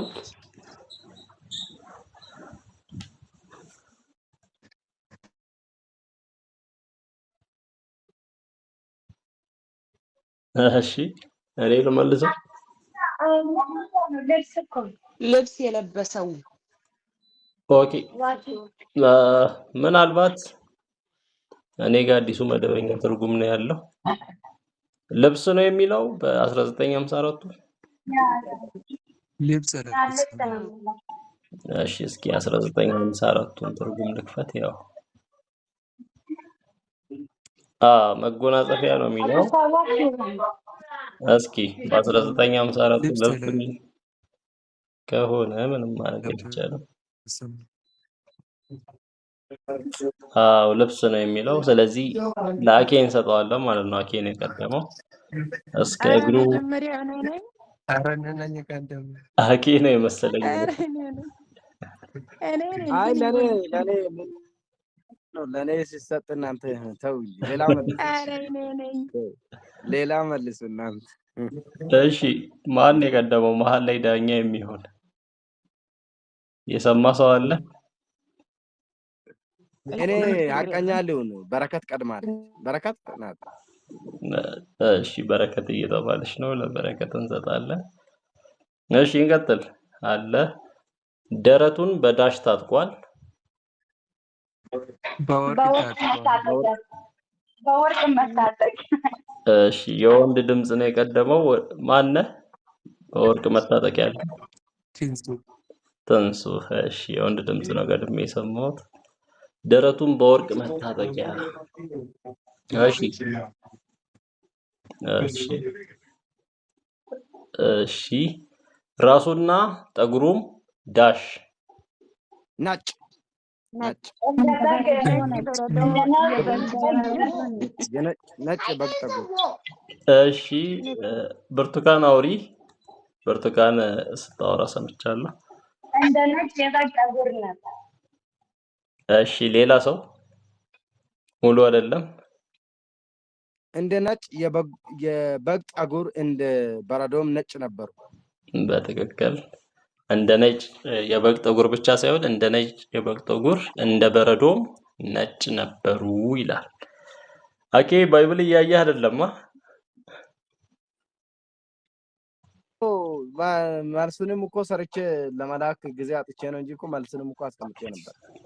ኦኬ መልስህን እያየ ነው ታዲያ እና የመለስኩልህ እያየሁ ነው። ልክ አይደለም። አይ ሰርተናል መልስ። አይ አትይ ከሰራሁት ላይ ትክክል መሆንን እያረምኩ እኮ ነው። እያረምኩ እኮ እና ነው። እኮ ሰርተናል። ማን ያርምልኛል? አትይ ሳታይ ነው መሆን ያለበት። እሺ አንድ ነጥብ ሰጥቼ ነበር።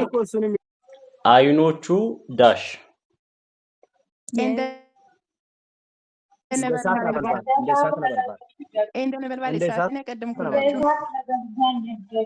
እኔ ነኝ የቀደምኳችሁ ሁላችንም። እሺ በረከት ትመስለኛለች። ሁላችንም መልሰናል። አይ እሷ ቀይራለች። ነበልባል እሳት ብላ እሷ ገለባብጣ ቀጥታ አላለች። እሺ በቃ እንዝለለው ይሄኛውን። እግሮቹ ዳሽ ይመስሉ ነበር።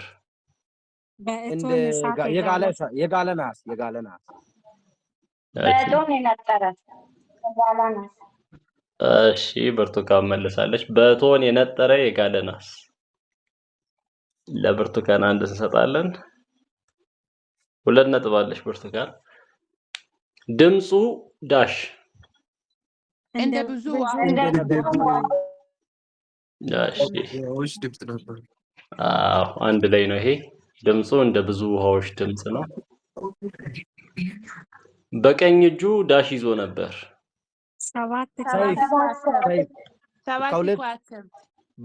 በሁለት ወገን ከተሳለው ስለታም አራቂ በቀኝ እጁ የያዘው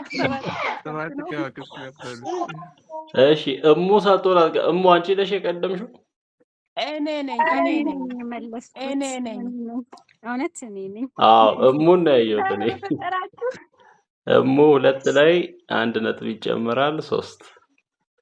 ኧረ እኔ ነኝ ሲጀመርም ቆይቼ ነው የገባሁት እኔ ነኝ። እኔ ያው እሙን ነው ያየሁት። እሺ ቀጣይ። ከአፉም ዳሽ ይወጣ ነበር። በሁለት ወገን የተሳለ ስለታም ሰይፍ ስለታም ሰይፍ ወጣ ነው። አኬ ነው አኬ 6 ነጥብ ሆናል። ኧረ ወዮ ፊቱም ዳሽ እንደሚያበራ ፀሐይ ነበር። እሺ ብርቱካን ናት በኃይል የሚለውን የቀደመችው ብርቱካን ናት።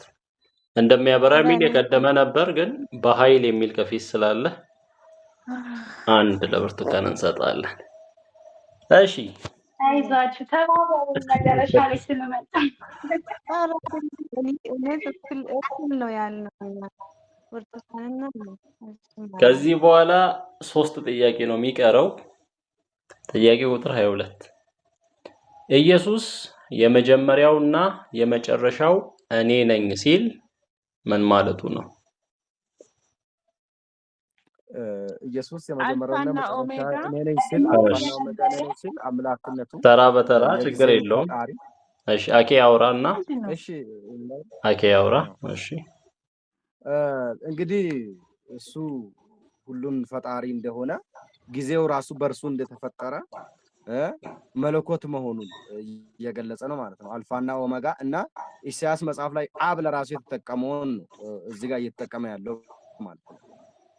ስለዚህ ይሄ ደግሞ እሱ መለኮት መሆኑን ነው የሚገልጸው ማለት ነው።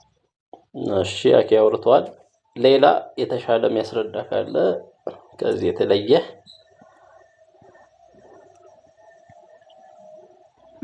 መጀመሪያውና መጨረሻው እኔ ነኝ ሲል ያው ጌታ ኢየሱስ ጅማሬም ፍጻሜኝ ወይም አልፋና ኦሜጋ ደግሞ እየመጣ የሚመጣም እኔ ነኝ ማለቱ ነውና ያው ጅማሬም ፍጻሜም እኔ ነኝ። ወደ ኋላ ከተመለከትን እሱን የቀደመ የለም። ወደፊትም ብንመለከት ደግሞ ለዘላለም የሚኖር እሱ ነው ማለት ነው ይመስለኝ። ያው እንደዛ ነው ያለው አረዳዴ። እሺ ሌላ አለ? ትንሽ ልጨምርበት? ጨምር። እሺ ችግር የለውም። ተራ በተራ ጨምር። እሺ ብርቴ ጨምሪ። እኛ ትልቅ አማኝ ስንሆን አብ ወልድ መንፈስ ቅዱስ ከጥንት ጀምሮ እንደነበሩ ነው። ኢየሱስ ክርስቶስ በብሉይ ኪዳን ዘመን እንዳለ እንዳለ አሁን ፍጻሜ ላይ እንዳለ እየተናገረ ነው። ከመሀል በኋላ አይደለም የመጣው። ብዙ ሃይማኖተኞች ይሄንን ስለማያምኑ በዚህ ደግሞ እኛ የምናምን እንደዚህ መረዳት እንችላለን። ለቅዱስም እንደዛ ነው የሚለው ያኔም እንደነበር አሁን ደግሞ ወልድ ስታል። እሺ ቡርቴ ጨምሪ። እሺ ጸጋ ይብዛላችሁ። ፊተኛውና መጨረሻ የሚለውን ሀሳብ ብቻ ነው ወይስ ሁሉንም? የመጀመሪያውና የመጨረሻው እኔ ነኝ ሲል ምን ማለቱ ነው ኢየሱስ?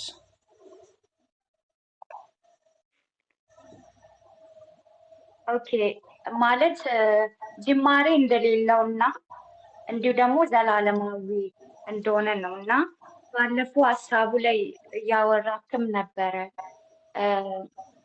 በብሉይ ኪዳንም ኢሳያስ ላይ እንደተጠቀሰ እና እግዚአብሔር አብ ማለት ነው እንግዲህ ማለት ፊተኛው እሱ እንደሆነ እንደተነ ማለት ይሄ ማለት ጅማሬ እንደሌለው ኢየሱስ ጅማሬ ያለው ሳይሆን ጅማሬ የሌለው እና መጀመሪያም ነበረ እና ደግሞ ዘላለም መጨረሻው ምስል ደግሞ ዘላለምን የሚኖር እንደሆነ። እሺ ሌላ ሳምሪ አትግቢ፣ ብርቱካን ትጨርስ።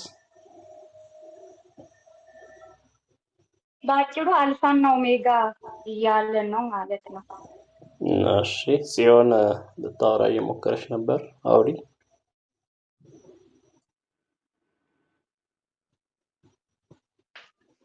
እህቶቼ ብለዋል። ጸጋ ይብዛላችሁ።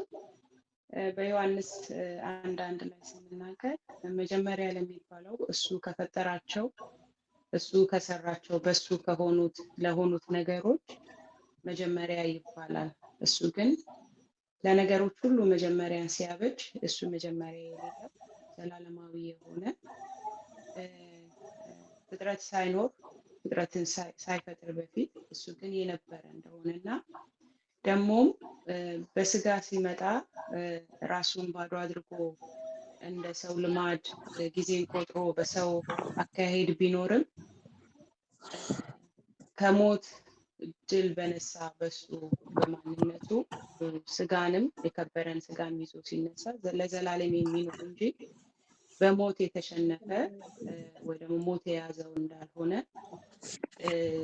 ከመጀመሪያ መጀመሪያ የሌለው ለመጨረሻ መጨረሻ የሌለው እሱ ለእግዚአብሔር አብ የተሰጠውን ክብር ስም አልፋ ኦሜጋ በመጀመሪያም በመጨረሻም ማንነቱ የሆነ መሆኑን ነው።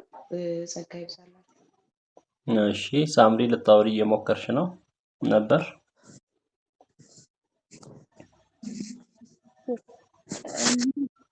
ሀሳቤ ላይ የምጨምረው ነገር ሌላ አምላክ እንደሌለ በቀር ሌላ አምላክ እንደሌለ ለመግለጽ ነው።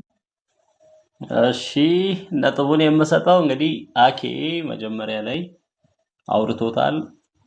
አኬ ባወራው ትንሽ ቫልዩ አዳርጋለች የሆነ ነገር ጀምራለች ምለው በረከት ከዛ በኋላ ደግሞ ጽዮን ነው። ስለዚህ አንዷን ነጥብ ለሶስታችሁ 0.33 አድርጌ እሰጣለሁ።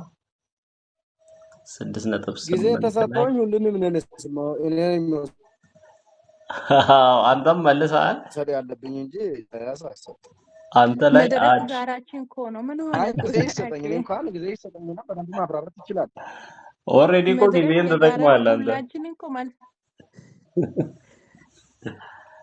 እሺ አኬ 6.3 ትሆናለህ። 6 ላይ በረከት 7.1 ትሆናለች። ከዛ ጽዮን 1.3 0.33 ሰጥቻለሁ። እሺ አሁን ነጥብ የሰጠዋችሁ አሁን አትመልሱም። ኦሬዲ ነጥብ ስለተሰጣችሁ ሌሎቹ ከመለሱ በኋላ ነው የምትመልሱት። 23ኛ የሞትና የሲኦል መክፈቻ በእጄ ነው ማለት ምን ማለት ነው?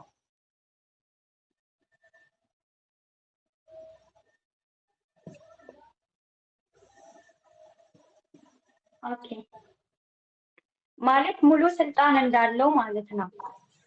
የሙሉ ስልጣን ባለቤት እንደሆነ።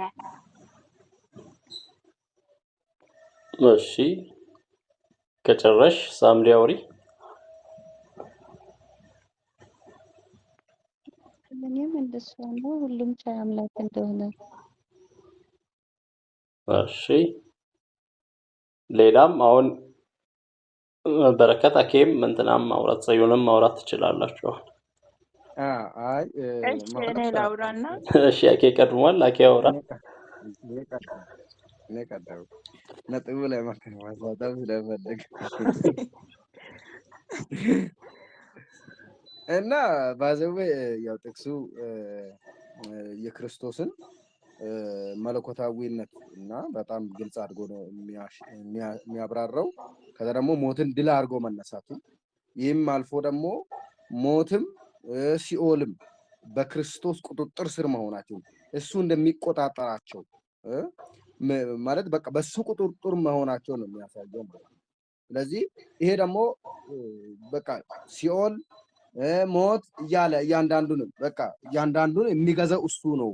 እሱ ገዢ ነው፣ የበላይ ነው እና ሞትንም ድል ነስተዋል። አንደኛ ሞትን አሸንፈዋል እሱ።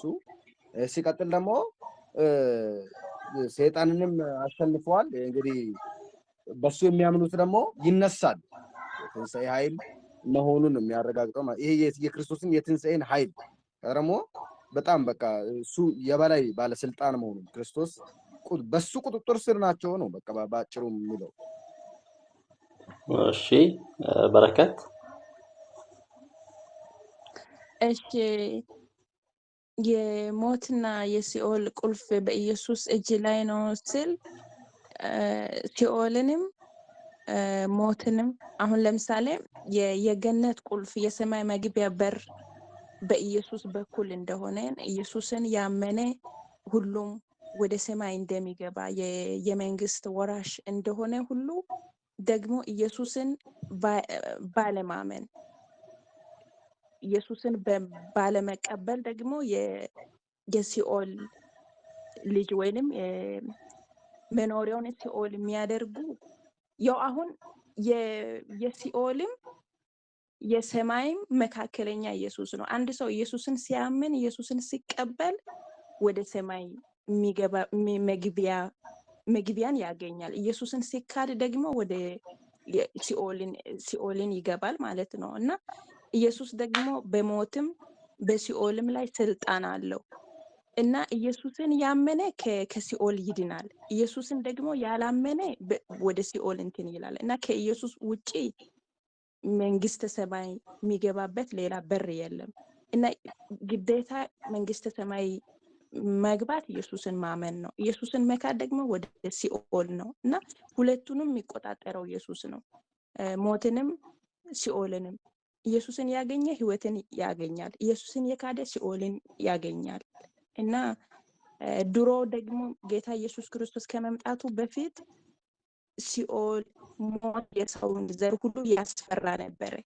እና አሁን ግን ኢየሱስ ከመጣ በኋላ አያስፈራንም። ማንም በክርስቶስ ቢሆን እነሆ አዲስ ፍጥረት ነው እንደሚል ኢየሱስን ያገኘ ህይወትን ያገኛል። ኢየሱስን ያላገኘ ደግሞ ሲኦልን ያገኛል። እና ኢየሱስ በሞት ላይ ስልጣን አለው። ይሄን ነው። እሺ ሌላ አለ?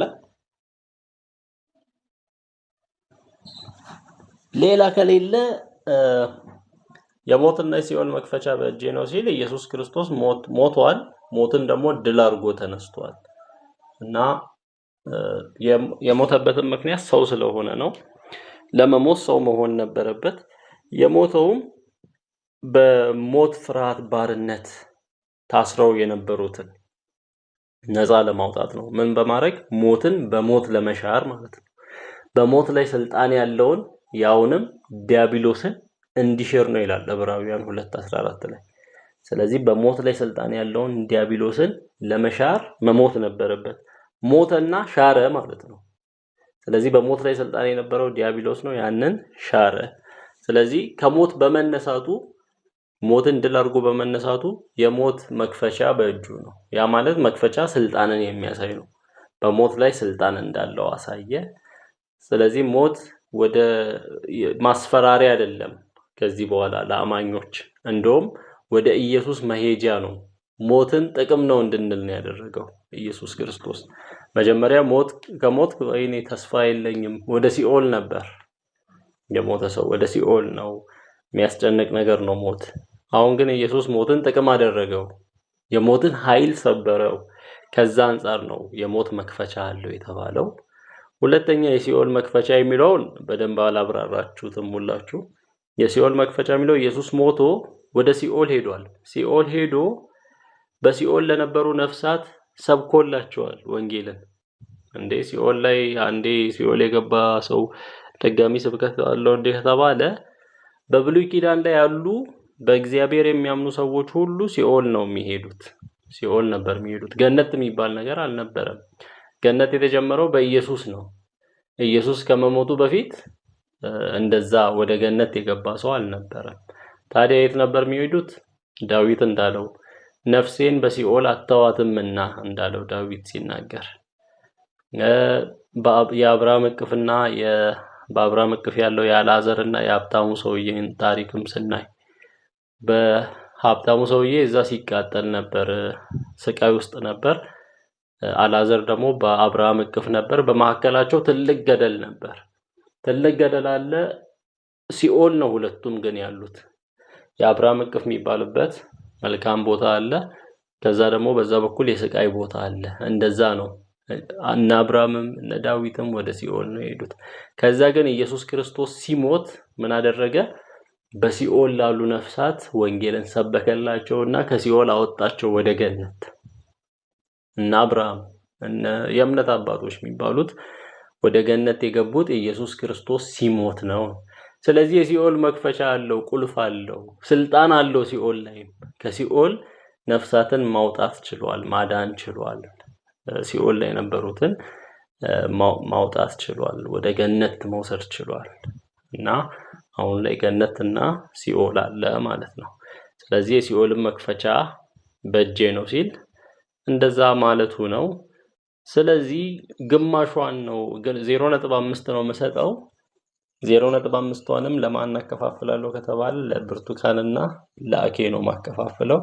ሌሎች ያው እነሱ ካወሩት ጋር ተመሳሳይ ነገር ነው ያወራጁት። አኬ ነው ትንሽ ብርቱካን ላይ አድ ያደረገው። ስለዚህ 0.5ቷን ለሁለት አካፍል 0.25 ነው የሚሆነው። ስለዚህ አኬ 0. ሙሉ ስልጣን እንዳለው ያሳያል የሚለው አያካትት ማለት አጠቃላይ ሀሳቡን አይይዘውም። ይይዛል ግን ከዛ በተሻለም ማብራራት ይቻል ነበር ነው።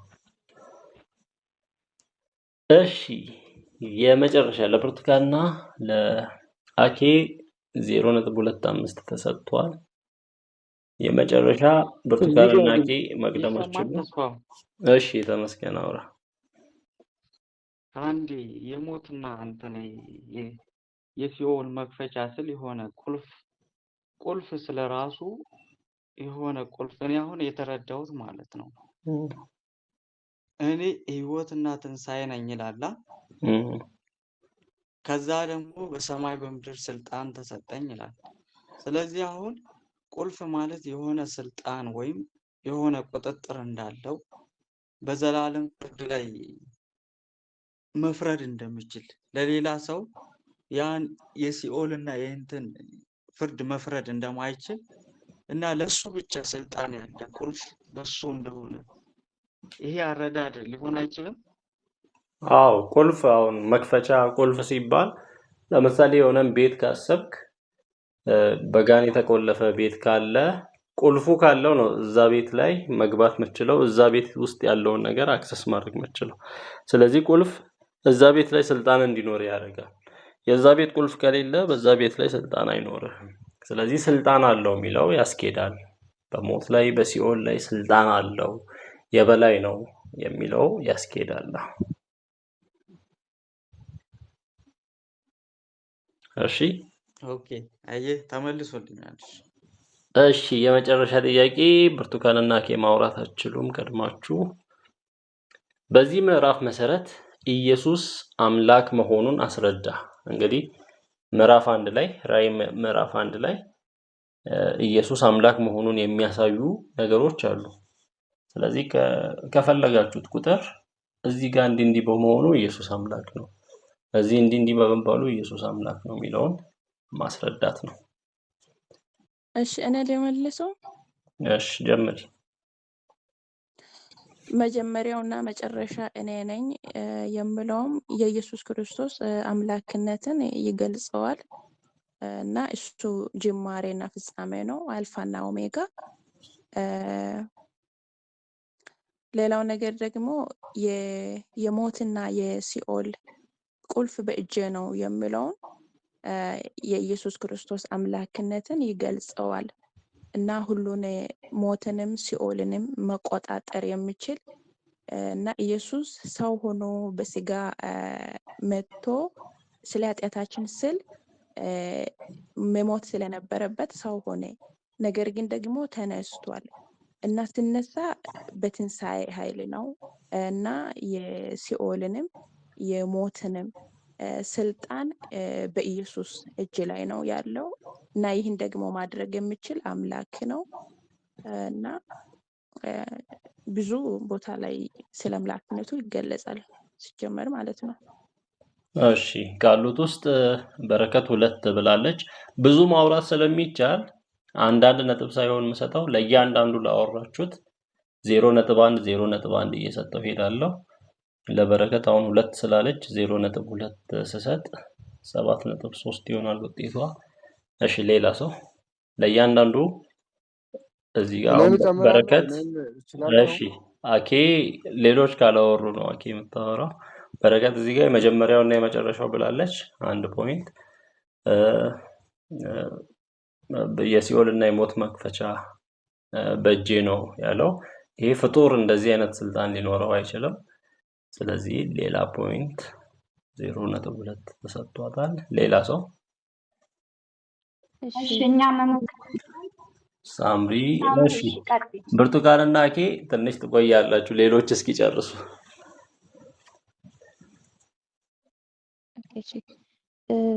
ያለውና የነበረው የሚመጣው ሁሉን የሚገዛ አምላክ ይላል። ሚን 8 ላይ ቁጥር 8 በ8 ይገልጻል። በትክክል 8 ላይ ያለው እና የነበረው የሚመጣውም ሁሉን ቻይ ጌታ አምላክ ይላል። በግልጽ ስለ ኢየሱስ የተጻፈ ነው። ነጥብ 1 ተሰጥቶሻል። ሌላ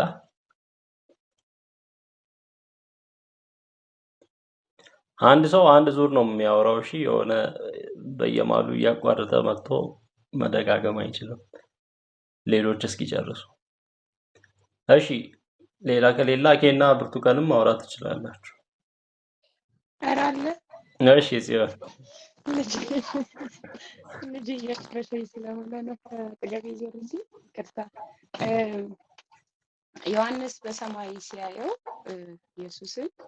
ኢየሱስን ያየበት የገለጸበት ልብሱን፣ ድምፁን፣ ፀጉሩ እንዴት እንደሆነ ከአፉ የሚወጣው ሁለት የተሳለ እሺ አንድ በአንድ በደንብ ዘርዝሪልን። ነጥብ ለመያዝ እንዲያመች አንድ በአንድ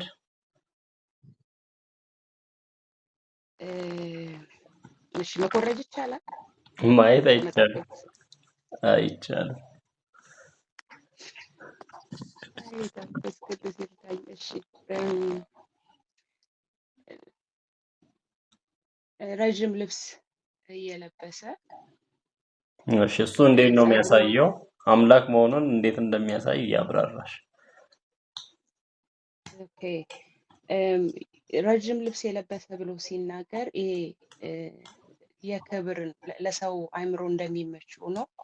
ግን ለክብር ይሄ ምንድን ነው የሚባለው ኦኬዥናል ልብስ የሚለበስ እና ለየት ያለ ልብስ የሚለበስ አለ እና ለየት ላለ ነገር ከተሰበሰቡት ውስጥ ወይ ደግሞ እንደዚህ ፕሮግራም ሲኖር እንኳን ለምሳሌ እንደ ሰርገኛ ሙሽራና ሙሽሪት የሚለብሱት ልብስ እንደ ታዳሚ እንዳልሆነ የኢየሱስን ልብስ ነጭ ልብስ ለብሶ ረዥም መሆኑ ነጭ ልብስ ለብሶ ሲያየው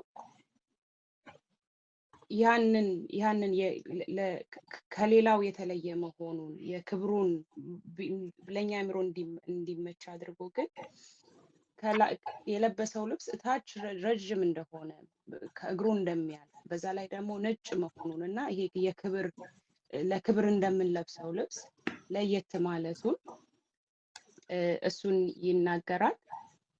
ከዛ ደግሞ ይሄ የራስ ጠጉሩ እንደ ነጭ የበግ ጠጉር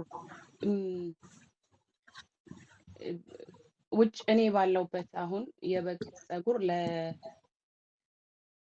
ለማቴሪያል ላጭና እንትን ይላል እና ነጭ የበግ ፀጉር ሲባል በጣም እንትን ያለ ጥቅጥቅ ያለ ሞገስ ያለው በዛ ላይ ደግሞ ነጭ የሆነ ስለ ፀጉሩ ሲናገር በዛ ላይ ደግሞ ንጣቱን እንደ ኖርማል ነጭ አላለም፣ እንደ በረዶ ነጭ የሆነ ንጹህ የሆነ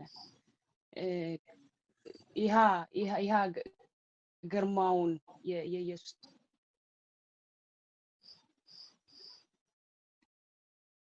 ስለ አይኖቹ ሲናገር እንደ ነበልባል ይሄ እሳት እንዴት ነው እሳት ስናቀጣጥል ወደ ላይ ሲነድ እንደሚንቀጠቀጠው እንደዛ የሆነ ኖርማል ሰውን ስናየው ወይ ደግሞ እሱ በመንፈስ ሲያየው ኢየሱስን በምድር ላይ የነበረው ማንነቱን ሳይሆን በዛ ግርማ መሆኑን አምላክ መሆኑን ለሰው ልጅ የሌለውን ግን ኢየሱስ ላይ ያየውን የአይኑ እንደ እሳት ነበልባል መሆን የለበሰው ልብስ በጣም ረዥምና ግርማ ሞገስ እንዳለው ፀጉሩ ደግሞ በጣም ነጭ የሆነ መግለጽ ስላቃተው ነው እንደ በረዶ ነጭ ብሎ የተናገረው እና ከዛ ደግሞ አፉን ሲከፍት ሲናገር ከአፉ ስለታም ሴፍ በሁለት በኩል የተሳለ ሴፍ የሚወጣ ከአፉ የሚወጣው ሁለት የተሳለ ሴፍ እንዳለው እና በዛ በክብር ሲያየው ደግሞ ሁሉንም ስልጣን በእጁ ላይ 7 ከዋክብትን አሁን ለጻፈላቸው ለሰባቱ አብያተ ክርስቲያናት 7ቱን ከዋክብት በእጁ እንደያዘ ይሃ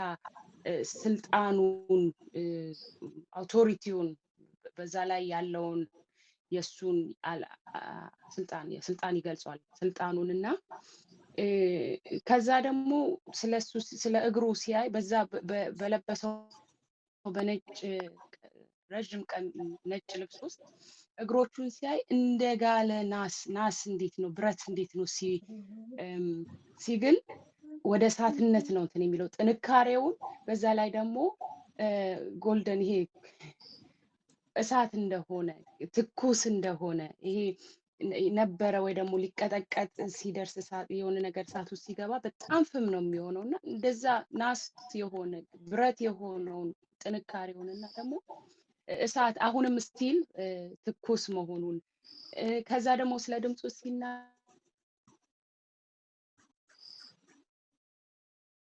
ነው ምናምን ሲሰራ ለኃይል አንድ ውሃ ሲገደብ በአንድ ቦታ ሲቀመጥ ዝም ያለ ነው የሚመስለው፣ ግን በጣም ድምፅ አለው ወደ ታች ሲወርድ እና እንደ ብዙ ውሃዎች የሆነ ብዙ ማለት ተከማችቶ ሲወርድ በጣም ድምፅ አለው፣ በጣም ኃይል አለው። ድምፁን ከሩቅ ነው የሚሰማው። ወደ ውሃው ሳትጠጉ በጣም ብዙ ኪሎ ሜትር ላይ ተኩኖ የውሃው ድምፅ ይሰማል። ውሃ ድምፅ እንዳለው ሳይሆን ውሃ ዝም ብሎ ተረጋግቶ የሚሄድ ነገር ነው። ግን ወደ ታች ሲወርድ ኃይሉ የውሃ ኃይል ሲገለጥ ድምፁም ያን ያህል ለረጅም ቦታ የሚሰማ ይሆናል። ያ የአምላክነቱን በሰማይ ሲያየው ፍጹም አምላክ መሆኑን በምድር ላይ ያየው ያ ዮሐንስ በምድር ላይ የሚያውቀው ያ ዮሐንስ በሰማይ በመንፈስ ሲያየው በምን አይነት ግርማ፣ በምን አይነት ሞገስ፣ በምን አይነት ክብር፣ በምን አይነት ማንነት እንዳለ የገለጸበት ይህ አገላለጹ ለኖርማል ሰው የሚሆን ወይ ደግሞ እንደኛ ኢየሱስ ሰው ነው ለሚለው የሚሆን ሳይሆን ይሄ እውነት መለኮት ለሆነ አምላክ ለሆነ የሚሆን መግለጫ ነው። ይብዛላችሁ። ብዙ ካወራው ይቅርታ። እሺ ሌላ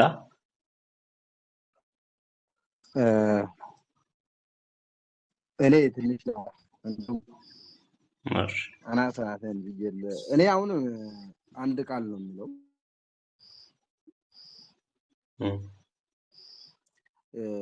ነጥቡን እችን ያዝልኝ፣ እችን ብቻ ያዝልኝ። ዘላለማዊነት የክርስቶስ ዘላለማዊ ምክንያቱም አሁን የሆነ ምንም ነገር ጊዜ አለው። ክርስቶስ ግን ከጊዜ ውጪ እንደሆነ አምላክ እንደሆነ የሚያሳይ ነው። ይሄ ዋና ነጥቤ ነው።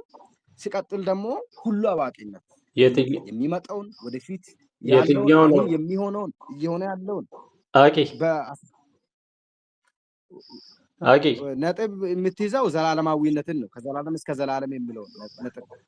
ኦኬ፣ ከዘላለም እስከ ዘላለም ሕያው ነኝ ከሚለው ተነስተ ነው። እሺ፣ አዎ። እንግዲህ በብሉይ ኪዳን እንግዲህ የሕያዋን ልጆች ትባላላችሁ ተብሎ ለእስራኤል ልጆች እንግዲህ ሲነገረው የሕያው አምላክ ልጆች የሚባሉ እንግዲህ ለያህዌ ነው። እንግዲህ ሕያው የተባለው እግዚአብሔር አብ በጣም ብዙ ቦታ ላይ ሕያው ተብሏል ማለት ነው። እንግዲህ በራሱ ሕይወት ያለው አምላክ መሆኑን በራሱ ሕይወት አምላክ ያለው አምላክ መሆኑን ያረጋግጣል ማለት ነው። ይሄ ደግሞ ሲቀጥል ደግሞ ሁሉ አዋቂ ነው ክርስቶስ ማለት ሁሉ አዋቂ። ይህንን የምናውቀው ምንድነው? በዚህ መጽሐፍ ላይ ቁጥር 19 ላይ ስናነበው ያየሆንም ወደፊት ሊሆን ያለውንም ሁሉንም ጻፈ። ሁሉ አዋቂ እሱ ከጊዜው ውጪ እንደሆነ ጊዜውን ራሱ እሱ እንደፈጠረ ሁሉን የሚቆጣጠር የበላይ መሆኑን የሚያሳይ እና ደግሞ ዮሐንስ እንግዲህ ዮሐንስ ከጌታ ኢየሱስ ክርስቶስ ጋር አብሮ ውሎ ኖሮ ተመላልሰው እንደው ወደ ደረቱ ስር ተጠግተው ኖሮ ማለት ነው። ያየው ድጋሚ ሲያየው እንደሞተ ሰው ወደቀ። እንግዲህ እዩ ክብሩን እዩ። የከበረ አምላክ ከእግሩ በታች ወደቀ ማለት ነው። ይሄ በጣም የሚያስገርም ነው። ይሄ በጣም የሚያስገርም ነው። ከዛ ደግሞ ይሄ በቀኝ እጁ ከዋክብትን መያዝ በቃ በጣም የክርስቶስን ማንነት በጣም ግልጽ አድርገው እዚህ ጋር የሚያሳየው ማለት ነው። አንደኛ እዚህ ጋር እዚህ በቁጥር 16 ላይ ክርስቶስ መለኮታዊነት ያው ምንድነው? ይሄ ከዋክብት መያዙ ቤተክርስቲያን እንደሚደግፍና እንደሚያሳይ እንደሚረዳት እንደሚያሳልፋት ካፉ የሚወጣው ሰይፍ ደግሞ የክርስቶስ ቃል የፍርድ የህይወት ምንጭ ነው ማለት ነው። ስለዚህ በጣም ብዙ ነገር ማለት ይቻላል። እሺ ሌላ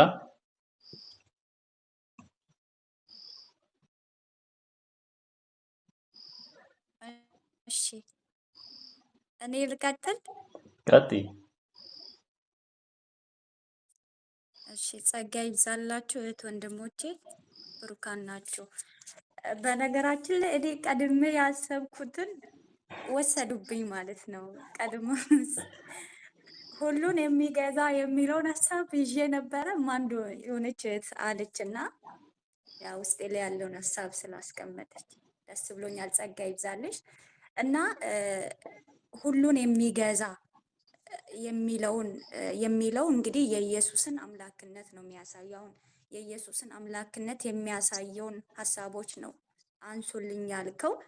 ስለዚህ ሁሉን የሚገዛ የሚለውን እንዲሁ ደግሞ አሁን ጽዩ መጨረሻ ላይ ሶስቱንም ስትዘረዝር ነበር። ይሄ ስለ አይኖቹ ምናምን እና ጸጉሩ እንደ ነጭ የበግ ጠጉር ነው ጠጉር ነበር የሚለው ሀሳብ እንግዲህ ኢየሱስን ነው አይደል ዮሐንስ እያየ ያለው። ስለዚህ የኢየሱስን ዘላለማዊነትን ነው እዛ ጋር ጸጉሩ እንደ ነጭ የበግ ጠጉር ነበር የሚለው ማለት ነው። እና እንደ በረዶም እሱ የኢየሱስን የቅድስናውንና የዘላለማዊነቱን ምልክት ነው። እንግዲህ የኢየሱስን ዘላለማዊነቱንና ቅድስናውን የሚያሳይ ነው። ቀጥሎ ደግሞ አይኑ እንደ እሳት ነበልባል የሚለው ደግሞ ሁሉን ማየት እንደሚችል ከአይኖቹ የሚሰወር ነገር እንደሌለ እንግዲህ ይሄ ሁሉን ማየት የሚችለው ሁሉን ማወቅ የሚችለው አምላክ ነው አይደለ? ሰው በከፍል ነው የሚያውቀው።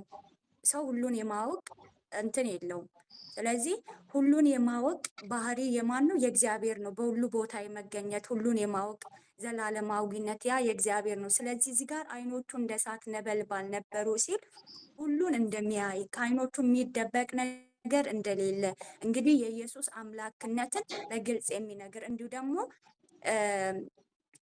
ማለት የጽድቅን ፍርድ የሚፈርድ አይኖቹ ማለት በቃ ሁሉን ማየት የሚችል እንደሆነ እንግዲህ በዚሁ አይኖቹ እንደ እሳት ነበልባል በሚለው ሁሉን ማየት እንደሚችልና ከአይኖቹ የሚሰወር ነገር እንደሌለ ያ ደግሞ አምላክነቱን ነው የሚያሳየው።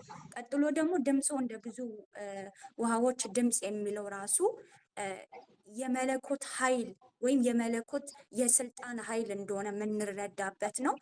እና ብዙም ስላሉ እኔ ብዙ አልሄድም። ይሄ አልፋ ኦሜጋ ፊተኛ የሚለውን ሁሉንም አወርቷሉ እነሱ መድገም ነው የሚሆንብኝ። ጸጋ ይብዛላችሁ። እሺ የሚገርም ነው። ሌላ አለ?